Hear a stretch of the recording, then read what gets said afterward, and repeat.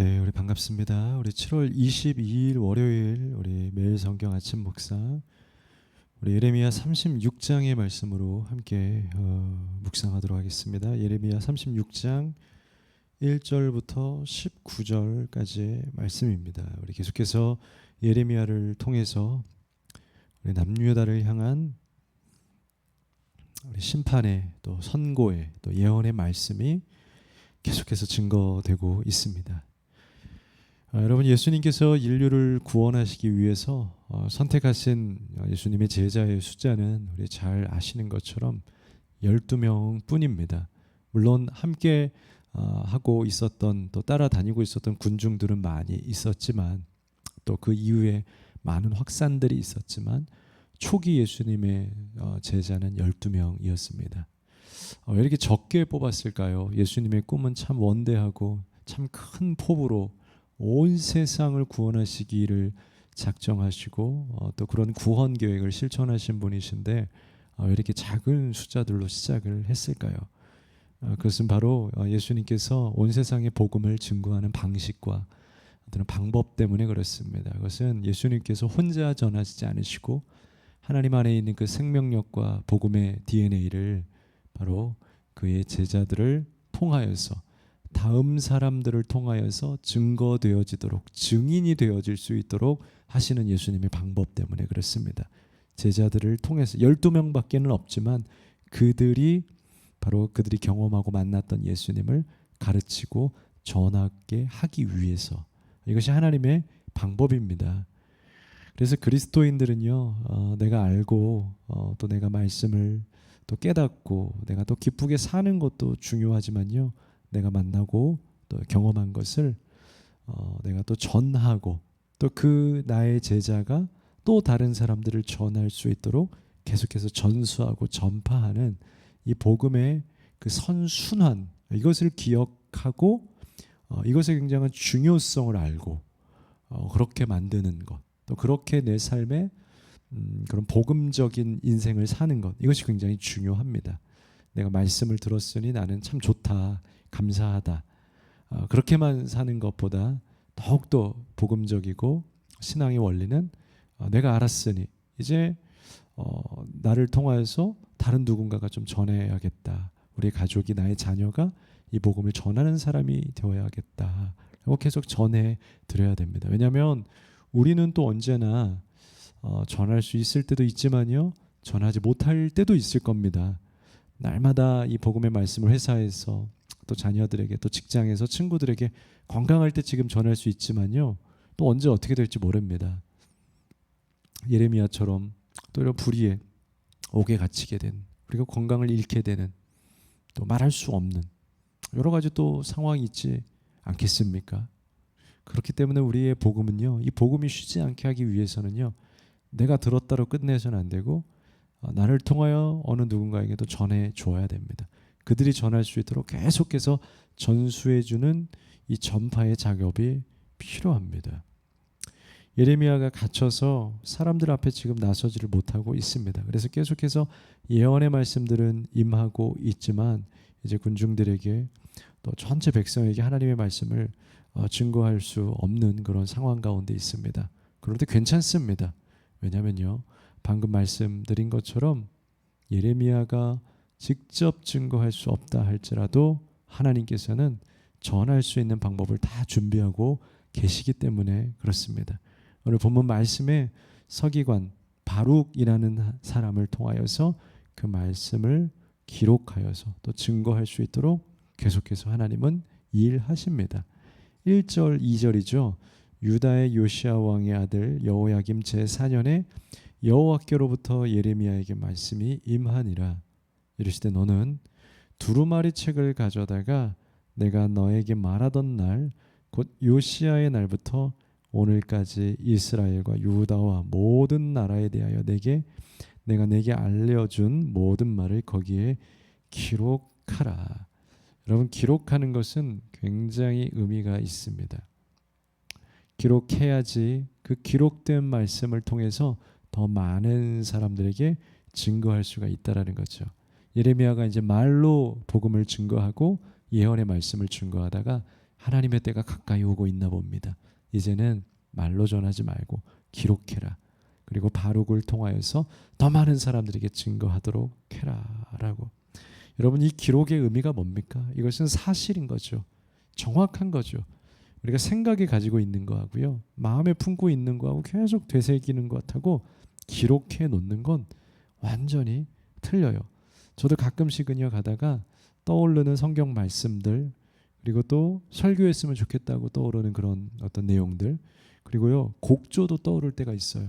그냥 혼자 흥얼흥얼 할 때랑 다르게 이걸 기록해 놓는 순간들이 있어요. 요즘 핸드폰에는요 메모장들이 있지 않습니까? 그리고 녹음까지 되는 기능들이 있지 않습니까? 그래서 기록을 하게 되면 나중에도 기억이 나요. 그리고 언제든지 열어서 또다시 생각해서 또 그 일을 행할 수가 있어요. 근데 기록하지 않은 건요 꼭 잊어버리더라고요. 저는 분명히 생각해요. 이거 나중에 꼭 생각해서 해야지, 이대로 꼭 전파해야지, 혹은 이렇게 곡을 써야지. 근데요 정말로 생각이 안 나요. 그렇게 기록 안 한 상태에서 한 날이 거의 없습니다. 그런데 기록해 놓은 거는요 몇 년이 지나도 돼요. 하나님께서 이제 기록하라고 하신 것은 이 일이 다가왔다라는 표징인 것이고요, 변하지 않는 이 하나님의 말씀을 이제 백성들에게 증거해야 된다라는 그날과 그때가 다가왔다라는 증거입니다. 기록을 해야 합니다. 우리의 말씀을 기록해야 되고요, 그래서 더 많은 사람들에게 말씀이 증거될 수 있도록 하셔야 돼요. 5절에서 6절에는요 이제 낭독하라고 말씀합니다. 기록뿐만이 아니라 그 기록된 말씀을 바룩을 통해서 많은 백성들에게 전하라고 합니다. 이렇게 낭독하게 하시는 이유가 뭡니까? 들어야 될 사람이 있기 때문에 그래요. 그리고 이 들은 사람들이 기억하고 이제는 그 말씀으로 실천해야 되기 때문에 그래요. 바로 이 들려주시는 이유는 바로 그 들려주신다라는 것을 통하여서 들은 자들에게 회복과 구원의 소망의 메시지가 담겨 있는 거예요. 여러분, 말씀이 들려질 때는요 너무 소망이 있는 거예요. 그래도 하나님께서 불러서 야 내가 말씀을 전해줄게 라고 해서 들려준다라는 건 굉장한 가능성과 소망이 있는 거예요. 지금 아직까지 이 백성들에겐 기회가 있어요. 하나님께서 바룩에게 기록해라 그리고 전해라. 여기에는 이 백성을 향한 하나님의 소망이 있는 거예요. 정말 하나님이 소망이 없을 때 어떻게 하겠습니까? 말해버리지 않습니다. 내가 너희와 상관하지 않을 거야. 니네 마음대로 해라. 끝. 이것이 가장 두려운 거죠. 가장 무서운 거 아니겠습니까? 그러나 오늘 하나님께서는 바룩을 통하여서 이 말씀을 백성들에게 낭독해라. 5절 6절 이렇게 기록되어 있죠.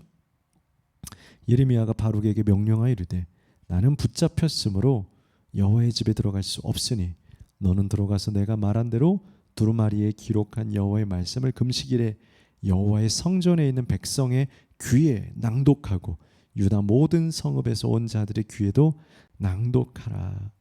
여러분, 말씀이 들려주면, 말씀이 낭독되어주면 사는 겁니다. 여러분, 말씀이 들려지는 대로 행하고 실천하십시오. 그건 하나님께서 여러분들에게 주신 이유는 실천하라고, 행하라고 주신 거예요. 살 기회를 주셨다는 거예요. 여러분, 그러니 말씀에 귀를 기울이십시오. 그리고 나에게 여전히 들려지는 말씀이 있더라면 그걸 가능성으로 여시고 그것만 붙잡으십시오. 말씀을 주신다라는 건 여러분을 살게 하시고자 하는 하나님의 의지가 있는 거예요. 여러분, 들릴 때 붙잡으십시오. 들려지는 것들이 있더라면 그것 가운데서 발버둥치시고 그걸로 살 길을 찾으십시오. 여러분, 하나님이 여러분을 사랑하십니다. 14절에서 16절 이제 맨 마지막 부분의 단락을 보면은 이제는요 이 바룩을 통하여서 고관들에게 따로 말씀을 전파하시는 장면들을 보게 됩니다. 14절 16절입니다. 이에 모든 고관이 구시의 증손 셀레미아의 손자 느다네의 아들 여호디를 바룩에게 보내어 이르되 너는 백성의 귀에 낭독한 두루마리를 손에 가지고 우리에게로 와라. 느리의 아들 바룩이 두루마리를 손에 가지고 그들에게로 오니 이 고관들이 뭐라 그러냐면요 15절에 그들이 바룩에게 이르되 앉아서 이를 우리 귀에 낭독하라. 바룩이 그들의 귀에 낭독하매 그들이 그 모든 말씀을 듣고 놀라 서로 보며 바룩에게 이르되 우리가 이 모든 말을 왕에게 아뢰리라. 여러분, 이제 이 말씀이 예레미야에서 바룩에게서 계속 전파되죠. 앞서 이야기한 것처럼 하나님의 말씀은 전파되어져야 된다라고.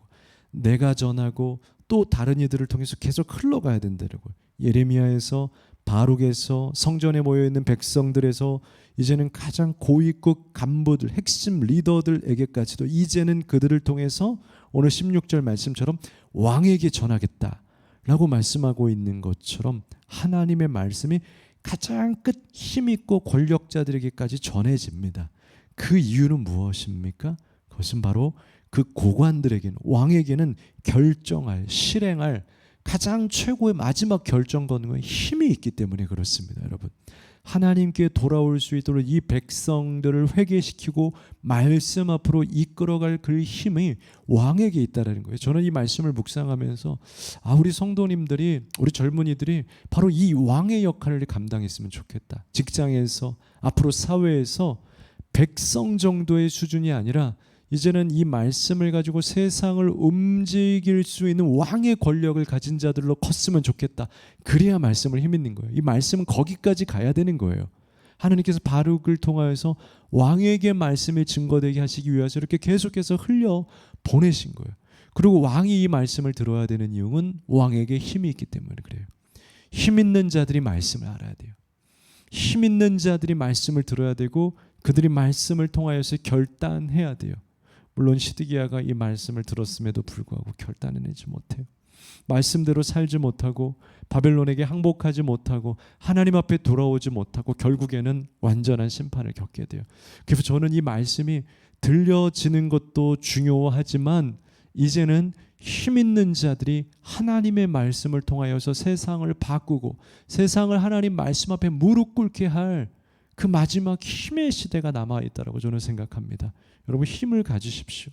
그 힘의 자리에 앉으십시오. 그러나 힘만을 누리려고 하지 마시고, 힘을 가지고 그 권력만을 가지려고 하지 마시고, 힘을 가졌다면 하나님의 힘으로, 내가 어떻게 이 힘으로 이 나라를 거룩하게 바꾸어갈까라는 여호와 하나님의 힘을 가진, 이제는 시드기야가 아닌 하나님의 권세로 진정으로 다윗 왕처럼 세상을 하나님의 나라로 바꾸어 갔던 그 시대처럼 여러분들 돌아가게 되기를, 그 힘으로 정말 세상을 바꾸어 가게 되기를, 그렇게 하나님의 말씀이 여러분들에게까지도, 힘 있는 그 왕의 자리까지에게도 전파되어질 수 있도록 전파하시고, 힘의 자리에서 여러분들 그 말씀을 여러분들 움직이십시오. 사용하십시오. 그러한 능력자가 되십시오. 기도하겠습니다. 거룩하신 하나님, 오늘 예레미야의 말씀은 이제 그의 입에서만 외쳐지는 말씀이 아니라 기록되는 말씀으로 실제 사실의 말씀이 되었고, 그 말씀은 백성들과 왕에게까지 전파되게 됩니다. 하나님, 이 힘 있는 말씀, 그 왕의 자리에서 영향력 있는 삶을 살 수 있는 우리 주의 백성들 될 수 있도록, 그리스도인들이 더욱더 세상의 곳곳에서 이 말씀을 가지고 이 중요한 시기에 판단하고 움직일 수 있는 말씀의 힘의 사람이 될 수 있도록 우리를 사용하여 주옵소서. 그리스도인들을 무능하게 넘어뜨리지 마시고 저들이 세상 곳곳에서 말씀으로 승리할 수 있도록 사용하여 주옵소서. 예수님의 이름으로 감사하며 기도합니다. 아멘.